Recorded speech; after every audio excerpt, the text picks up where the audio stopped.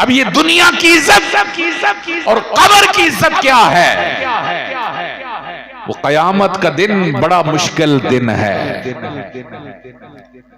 वहां सब बराबर नहीं होंगे। वहां पर अफरा तफरी होगी, नफसा नफसी होगी। भाई भाई को छोड़ेगा, रिश्तेदार रिश्तेदार से मुंह मोड़ेगा, हर ताल्लुक टूट जाएगा। और उस मुश्किल घड़ी में मेरे रब की बारगाह से एक आवाज बुलंद होगी और उस आवाज में 7 ग्रोहों को बुलाया जाएगा और उन 7 ग्रोहों को बुलाकर मेरा रब कयामत के दिन उन्हें अपने अर्श का साया नसीब फरमाएगा। अब आपने भी देखना है, क्या हम में से भी कोई उनमें शामिल है? फरमाया सबातु नफरिन युज़िल्लुहुमुल्लाहु यौमल क़ियामा यौम ला ज़िल्ला इल्ला ज़िल्लुहु। 7 ग्रोह ऐसे होंगे जिन्हें रब अल्लाह अपने अर्श के साए तले, तो इज्जत होगी ना। वो जैसे मजमे में स्टेज पे खड़ा हुआ इज्जतदार, ऐसे ही उस भरे मजमे में जिन्हें मेरे रब के अर्श का साया नसीब होगा वो इज्जतदार होंगे। उनमें पहला फरमाया अव्वलुहुम इमामुन आदिलुन। पहला करो जिसे अल्लाह अपने अर्श का साया नसीब फरमाएगा वो इमाम। हुकूमत मिली, इक्तिदार मिला, ओहदा मिला, मनसब मिला, उसने अदल किया। लेकिन आप खबरदार, आप इसमें से निकलने की कोशिश न करें कि ये तो ना हम हैं ना हम बनेंगे। ये मफहूम उलमा ने बयान किया, बड़ा वाज़े और बड़ा खुला है। एक मुल्क का हाकिम है, उसने मुल्क में अदल कायम किया, अल्लाह उसे अपने अर्श का साया नसीब फरमाएगा। एक सूबे का हाकिम है, सूबे में अदल कायम किया, अल्लाह उसे अपने अर्श का साया नसीब करेगा। एक जिले का हाकिम है, जिले में अदल कायम किया, अल्लाह उसे अपने अर्श का साया नसीब फरमाएगा। एक गांव का हाकिम है, उसने गांव में अदल कायम किया, अल्लाह उसे अपने अर्श का साया नसीब फरमाएगा। एक खानदान का हाकिम है, खानदान में अदल किया, अल्लाह उसे अपने अर्श का साया नसीब फरमाएगा। और अगर तू खानदान का भी हाकिम नहीं, तब भी तेरी एक सल्तनत है, और वो सल्तनत तेरे जिस्म की सल्तनत है। तेरी रियाया में तेरी आंखें हैं, तेरी रियाया में तेरी जुबान है, तेरी रियाया में तेरे कान हैं, तेरी रियाया में तेरे हाथ और पांव हैं। तू सल्तनत का हाकिम है। अगर आंखों से अदल करेगा, जुबान से अदल करेगा, कानों से अदल करेगा, हाथ पांव से अदल करेगा, सुन ले तेरा इक्तदार और कहीं हो ना हो, जब वजूद पर इक्तदार है, अपने जिस्म से अदल करेगा, तेरा रब तुझे कयामत के दिन अपने अर्श का साया नसीब फरमाएगा। और अदल की तारीफ क्या है? वदो शैइन अला मौदिही, जिसकी जो जगह है उसको उसकी जगह पर रखना, ये अदल है। फादला का फी अय्य सूरत माशा रक्कबक, जहां जहां चीज की जगह बनी थी तेरे रब ने वहां तेरे आज़ा लगाए। अब आंखों से अदल तेरा क्या है? अल्लाह ने ये नेमत अता फरमाई है, इससे वो काम ले जो तेरे रब को पसंद है। कानों से वो काम ले जो तेरे रब को पसंद है। हाथों से वो काम ले जो तेरे रब को पसंद है। तेरी जुबान गफलत का शिकार ना हो, यावा गोई में मुब्तला ना हो। तेरी जुबान से अल्लाह का जिक्र निकले, ये तेरी जुबान का अदल है। और खुदा की कसम, जब इस तरह अपने वजूद से अदल करेगा, तेरा रब कयामत के दिन तुझे अपने अर्श का साया नसीब फरमाएगा। और हम यकीन के साथ कह सकते हैं कि आज की हमारे ममदू मौलाना बशीर साहब, उन्होंने अदल किया है इस सल्तनत के साथ। उन्होंने जुबान से वो काम लिया है जिसके लिए रब ने जुबान दी थी। और वो यकीनन यावा गोई की कभी माफला में जाकर कभी गलत इस्तेमाल नहीं करते थे। हम शहादत और गवाही देते हैं कि वो शरीफ नफ्स इंसान अपने वजूद की सल्तनत पे अदल का निजाम कायम करके अल्लाह के हुजूर हाजिर। नंबर 2, वह शाबुन नाशा फी इबादतिल्लाह, वो जवान जिसकी जवानी अल्लाह की इबादत में गुजर जाए। अल्लाह उसे कयामत के दिन इज्जतें देगा और वो इज्जतें ये होंगी कि अल्लाह अपने अर्श तले उसे जगह देगा। जिस जवान की जवानी अल्लाह की इबादत में गुजरेगा। लोग कहते हैं ना जवानी मस्तानी होती है, जवानी में गलती का अंदाजा नहीं होता, जवानी में बुराई की कुव्वत ज्यादा होती है, बुराई की तरफ मैलान ज्यादा होता है, लेकिन बख्त वाला होता है वो जवान जब ताकत हो तो उसका सर रब की बारगाह में झुक जाए। जो जवानी की दहलीज पे कदम रख रहा हो तो उसकी जुबान पे तिलावत कुरान हो, जो जवान हुआ हो तो रब का कुरान पढ़ते हुए हुआ हो, और जिसकी जवानी ढल रही हो तो अल्लाह की इबादत के अंदर ढल रही हो। बूढ़ा होते तो वो एक शेर है ना कि दर जवानी तौबा करदन शेवाए पैगंबरी, वक्त पीरी गुर्ग जालम में शबद परहेजगार। बुढ़ा हो के तो फिर भेड़िया भी जो शरीफ बन जाता है, जब तेरे हाथ काम ना करने लगे और तू कहे जी मैं उनके साथ जुल्म ना करता, अब तेरे अंदर जुल्म की ताकत ही नहीं रही। जब तू किसी पे जुल्म कर सकता था अपने आप को रोका है, ये खुदा की फरमाबरदारी है, ये कमाल है अल्लाह की ताबेदारी में। वक्त वाला है वो जवान। हम तो कहते हैं ना जी हुणा ना दाढ़ी रख ली, हुणा ना सूफी और मसीतल बन गया। मोहल्ले के दोस्त ताने देते हैं, हाँ तू उसे गारंटी लिख दे कि तू बुढ़ा हो के ही मरेगा, फिर उसे मौजे मारने दे। लेकिन तुझे पता है ना कि जवानों को भी मौत आ सकती। ये हमारे भाई हमारी उम्र के थे और शायद मुझे जो गुमान है ये हमसे भी कुछ छोटे थे, चले गए अल्लाह के हुजूर। इसलिए मेरे भाइयों अपनी जवानियों को अल्लाह के नाम करो। औलाद जवान है उसे अल्लाह की राह पर लगाओ, उसे नमाज की तरफ तवज्जो दो, ताकि क्या पता कब मौत आ जाए तो गफलत में मौत ना आए, अल्लाह की ताबेदारी में मौत आए। तीसरा मैं इख्तिसार से पढ़ रहा हूं, वराजुलन ज़करल्लाह खालियन वफादत ऐनाहु दमम मिन खशियतिल्लाह। दूसरे ग्रोह में हाफिज साहब शामिल हो गए ना, बचपन भी इबादत में, जवानी भी इबादत में, और इबादत करते करते अल्लाह के हुजूर हाजिर हो गए। तीसरा फरमाया वो शख्स जो तन्हा बैठा अल्लाह का जिक्र करता है। और मैं अगर सोचूं तो मुझे महसूस ये होता है जो इमाम होता है ना उसे खलवत में जिक्र की सबसे ज्यादा सआदत नसीब होती है, क्योंकि अक्सर जगहों पर इमाम ही आकर आजान देता है। अब आजान सहरी की दी, फजर की दी, आधा घंटा मिला तन्हा बैठना नसीब हुआ। और कितने उनमें से ऐसे लम्हात नसीब होते होंगे जब दिल ही दिल में अपने रब को वो पुकार रहा हो। वो वक्त वाला है इंसान जिसे तन्हा बैठ के अल्लाह का जिक्र करना नसीब हुआ, और अल्लाह के खौफ की वजह से उसकी आंखों में आंसू आ गए। अल्लाह का नबी फरमा रहा अल्लाह कयामत के दिन उसे अपने अर्श का साया नसीब फरमाए। चौथा, वराजुलन क़ल्बुहु मुअल्लक़ुन बिल मस्जिद हत्ता यरजिअ इलैहि। अल्लाह के नबी ने फरमाया वो बंदा, ये बाई चांस मेरे ज़हन में ये हदीस मुबारक आई और यकीन कीजिए मैं जैसे जैसे सोचता जा रहा हूँ आपके हाफिज साहब इस पे पूरे फिट नजर आ रहे हैं। नारे तकबीर, नारे रिसालत, नारे ताकीद, नारे हैदरी, अल इस्लाम।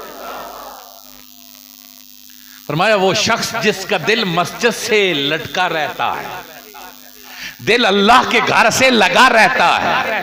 वो कहीं बाहर भी जाता है तो पलटने को ही जी चाहता है। इसके बहुत सारे मफाहिम उलमा ने बयान किए। फरमाते इसके मफहूम में ये भी है कि नमाज पढ़ के गया, अगली नमाज की तैयारी, अगली नमाज का इंतजार, पलटने का ख्याल। और इसका माना यह भी है कि जो मस्जिद की आबादकारी में हिस्सा लेता है, अल्लाह के घर की आबादकारी के अंदर हिस्सा लेता है, फरमाया वो शख्स जो मस्जिद से प्यार करने वाला है, अल्लाह क़यामत के दिन उसे भी अपने अर्श का साया नसीब फरमाएगा।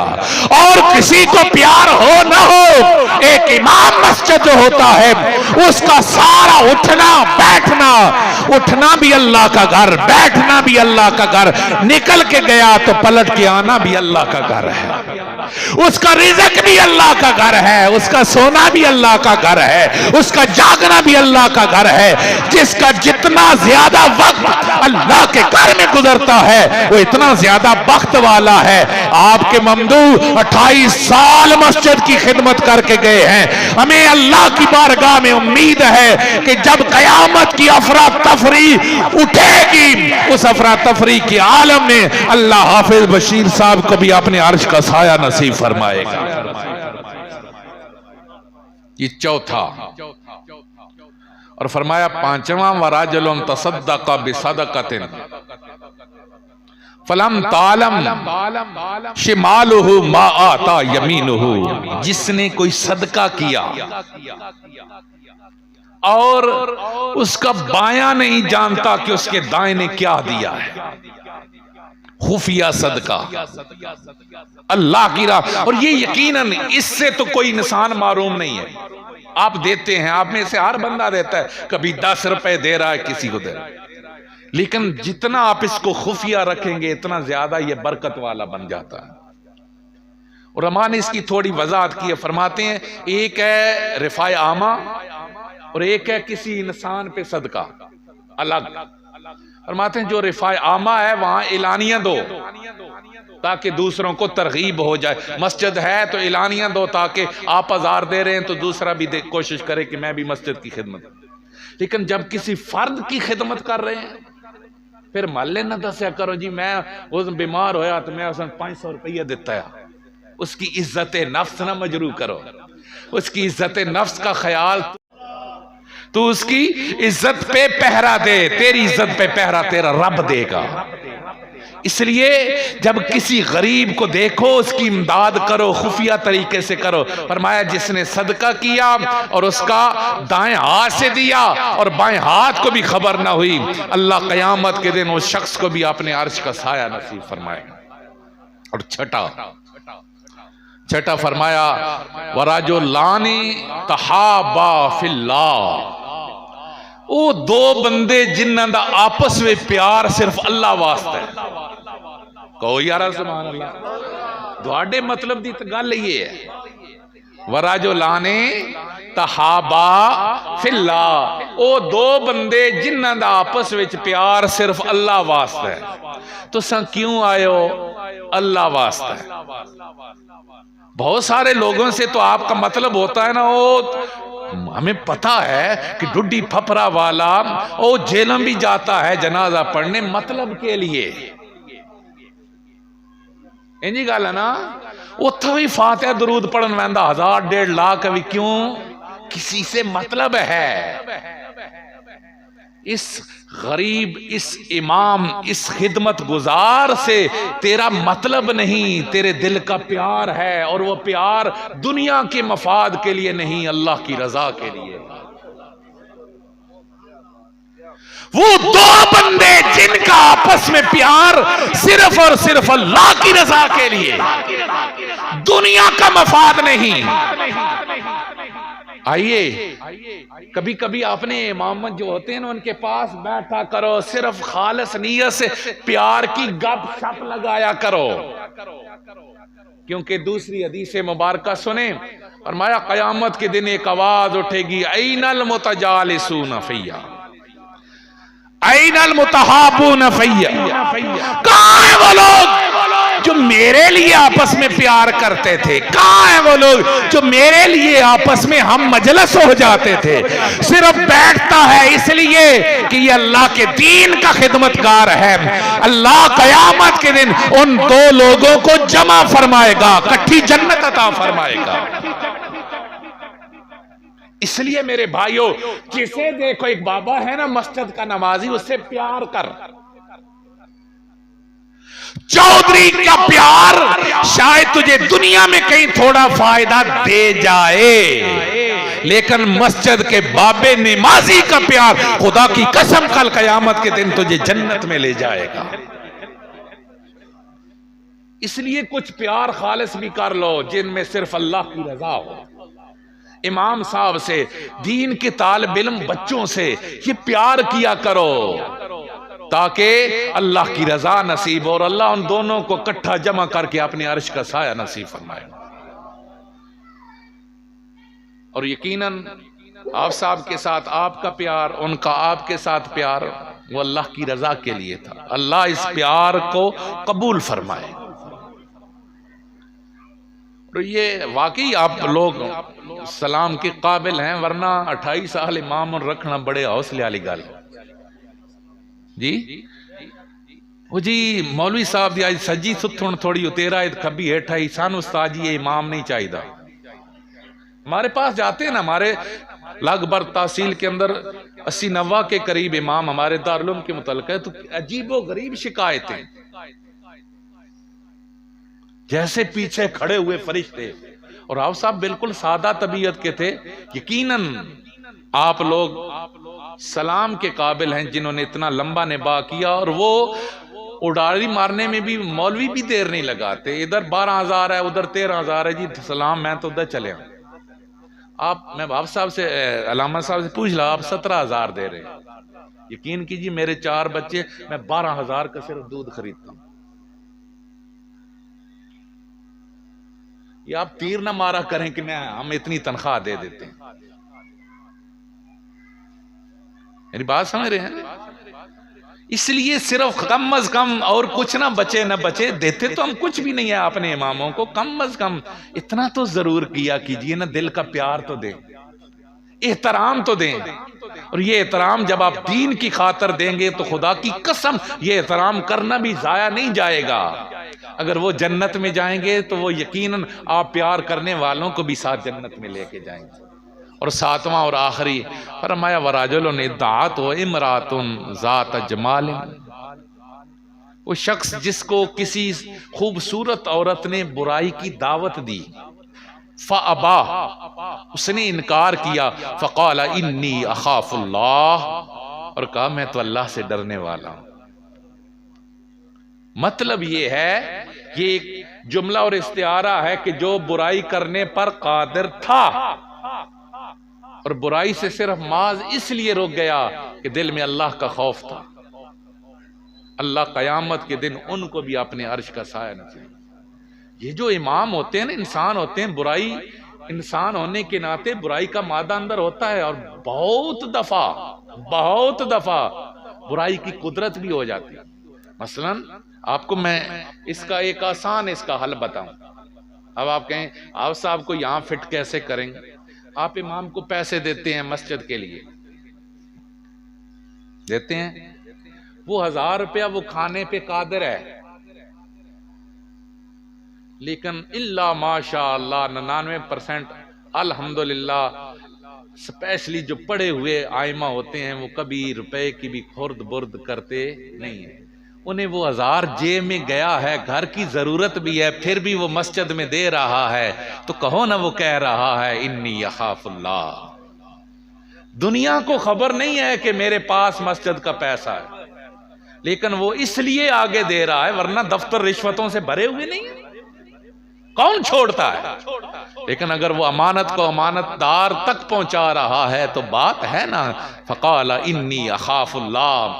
वो जो गुनाह पर कादिर होते हुए, जुर्म करने पर कादिर होते हुए रुका रहा, अल्लाह क़यामत के दिन उसे भी अपने अर्श का साया नसीब फरमाए।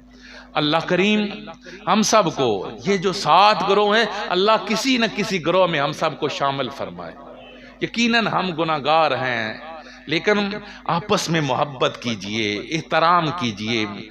और आप हाफिज साहब को आज खराज अकीदत पेश कर रहे हैं, अल्लाह उनकी ज़िंदगी की नेकियों को कबूल फरमाए। अल्लाह करीम उनके लिए आखिरत के अंदर कामयाबी का बायस बनाए। और आप भी कोशिश करें अपनी औलादों में से किसी न किसी बच्चे को खैर की तरफ लेके आए, दीन की तरफ लेके आए। उठना सब ने है। और मैं यकीन से कह सकता हूं, अगर इस गांव का एक डॉक्टर भी कोई फौत इस उम्र में हो गया होता ना, तो वो दूसरे गांव में 30 साल से ड्यूटी कर रहा होता, तो वो 30 साल जहां उसने सबको इलाज दिया है, वो आकर जनाजा तो पढ़ते, वो वहां प्रोग्राम न करते। ये बरकतें दीन की बरकतें कि आप भी उनकी याद में यहां बैठे हैं। अल्लाह हमारा आना भी कबूल फरमाए। आखिर दावाना